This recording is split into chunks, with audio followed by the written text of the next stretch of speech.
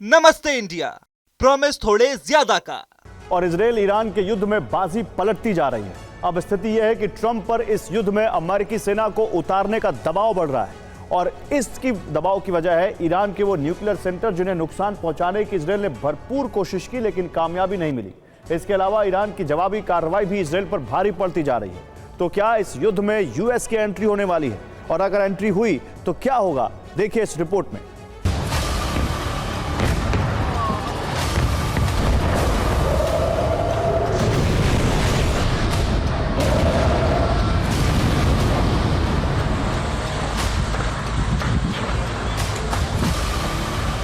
Iran के खिलाफ Israel का ऑपरेशन राइजिंग लायन एक ऐसी शुरुआत है जिसका अंत कैसे और कब होगा किसी को नहीं पता, लेकिन इतना जरूर है कि यह अंत बहुत भयानक होगा।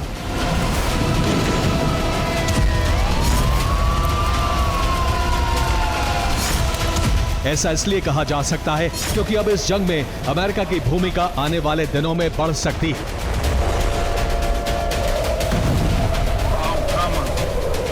मुमकिन है कि यूएस सेना को भी खाड़ी में उतरना पड़े।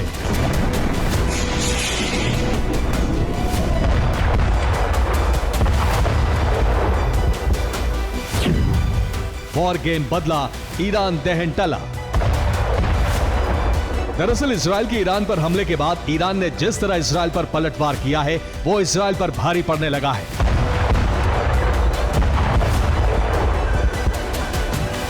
हालांकि ईरान को भी भारी नुकसान हुआ है, लेकिन ठीक वैसा ही नुकसान ईरान ने इजराइल को भी पहुंचा दिया है। और ये सब संभव हुआ जंग की पूर्व तैयारी से।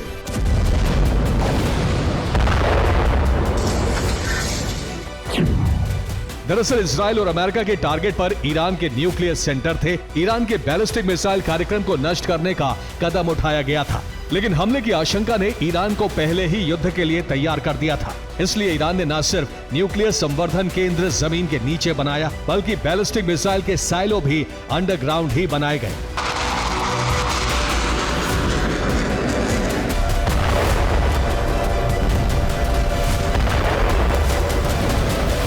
इसका फायदा यह हुआ कि इजराइल के हमलों में सिर्फ जमीन के ऊपरी हिस्से का इंफ्रास्ट्रक्चर तबाह हुआ है, जबकि मुख्य केंद्र को ज्यादा नुकसान नहीं पहुंचा।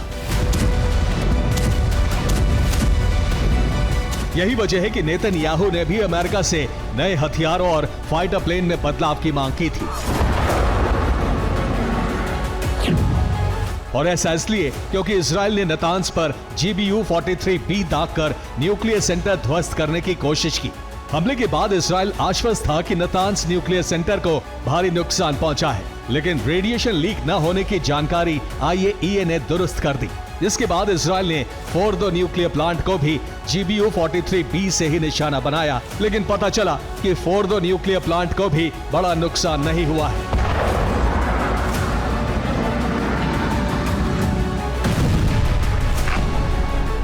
इस घटनाक्रम से जुड़ी खुफिया जानकारी मोसाद ने हासिल की और ईरान के दावे को सच पाया गया। इस जानकारी को इजराइल ने अमेरिका के साथ साझा किया और दो मांग रखी। पहली मांग ये कि ईरान के न्यूक्लियर केंद्र तक हमले के लिए अमेरिका GBU-57 जैसे बंकर बस्टर बम मुहैया कराए, और दूसरी मांग ये है कि F-15 और F-35 में बंकर बस्टर बम का प्लेटफॉर्म मुहैया कराए।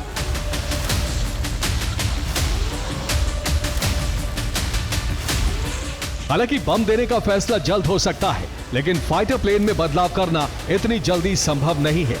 यही वजह है कि अमेरिका ने F-35 को फ्यूल सेविंग सिस्टम से लैस करके इजराइल को सौंपा तो, लेकिन अभी वो सुविधा नहीं दी गई जो इजराइल मांग रहा है।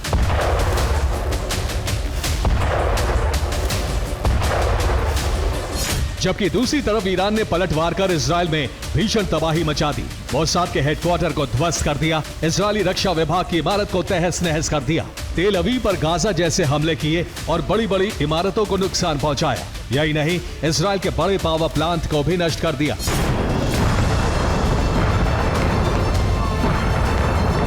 जिसका मतलब साफ है कि इजराइल पर ईरान की बमबारी बहुत भारी पड़ रही है। इसलिए इजराइल ने अब अमेरिका पर दबाव बनाना शुरू कर दिया है। ये दबाव सिर्फ हथियार हासिल करने के लिए नहीं, बल्कि अमेरिका को भी जंग में खींचने के लिए है।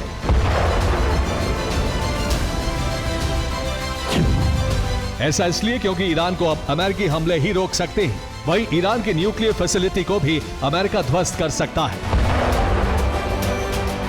और ये तभी संभव है जब अमेरिका जंग में पूरी तरह शामिल हो जाए। लेकिन सवाल यह है कि अमेरिका ही ईरान को कैसे रोक सकता है।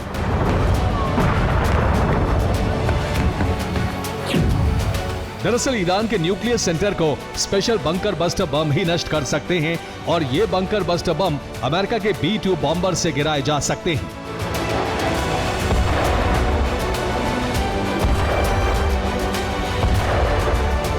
इसलिए ईरान की तबाही तभी संभव है जब अमेरिका युद्ध में उतरे। इसलिए इजराइल भी अमेरिका पर दबाव बना रहा है, लेकिन जब तक यूएस सेना जंग में नहीं उतरती तब तक मोर्चा इजरायली वायु सेना ही संभालेगी।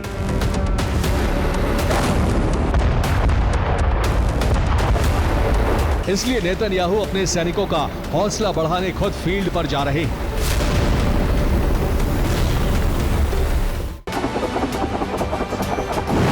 नेतन्याहू का यह बयान बताता है कि प्लान में कुछ बदलाव हो गया है, यानी अमेरिका की जंग में एंट्री संभव है, जिसके संकेत खुद ट्रंप ने भी दिए हैं।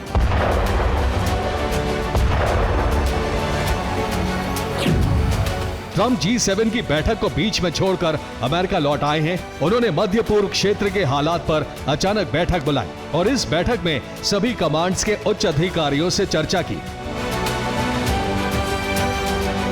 तो क्या वाकई इजराइल पर ईरान अब भारी पड़ रहा है? इस सवाल का जवाब इजराइल पर हुए हमलों से मिलता है। दरअसल इजराइल पर जिन मिसाइलों से हमला किया गया है, उनमें से कई मिसाइल को डिफेंस सिस्टम नहीं रोक पाए हैं। इनमें फतेह-2, सेजल मिसाइल और खुर्रमशान मिसाइलें शामिल हैं। यही नहीं, माना जा रहा है कि ईरान अब उन्नत गदर मिसाइल का भी इस्तेमाल कर सकता है। गदर मिसाइल एक बैलिस्टिक प्रक्षेपास्त्र है जिसकी रेंज 2000 किलोमीटर तक है। इसे घातक बनाते हैं ड्यूल फ्यूल सिस्टम, जो 1000 किलोग्राम तक वॉरहेड ढोने में सक्षम है। इसलिए अमेरिकी रक्षा विशेषज्ञों ने भी साफ कर दिया है कि अब ईरान को रोकना है तो अमेरिका को जंग में उतरना पड़ेगा। Bureau report, TV9, Bharatvarsh.